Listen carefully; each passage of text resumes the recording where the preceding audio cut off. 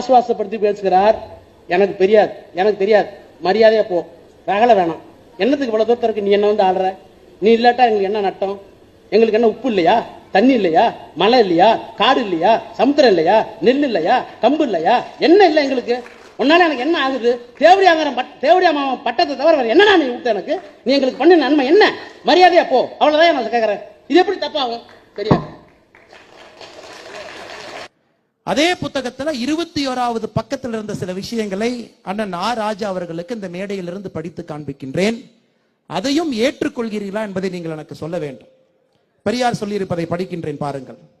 நாதி இல்லையே, சொல்றதுக்கு நாதி இல்லையே, சிந்திக்க நாதி இல்லையே, ஒரு ஓட்டுக்கு என்னென்ன கொடுக்கறான்?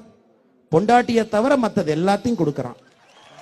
ஓட்டு வாங்குவதற்கு இதற்கு கவலைப்பட மாட்டானே, யார் இது? நம்ம முன்னேற்றத்து கழகக்காரன் தான். மற்றவெல்லாம் அதை சொன்னா என்னை வைவான். இவனுக்கே இதுவெல்லாம் என்ன கேடு வந்துச்சு? இந்த முன்னேற்றக்காரனுக்கு இந்த வேலையை ஏன் பண்ணிக்கிட்டு இருக்கான்? அவனுக்கு ஓட்டு தான் பெருசு. அவன் பொண்டாட்டி பிள்ளையை பற்றி அவனுக்கு கவலை இல்லை. இன்னும் கொஞ்ச நாள் போனால் இது வழக்கத்தில் வந்து விடும் என்று நம்புகின்றான். பொண்டாட்டியை கூட கொடுத்து விட்டு வாங்கிறார் போல. ஏனென்றால் அந்த பதவி அவ்வளவு உயர்வா போச்சு. பக்கம் 21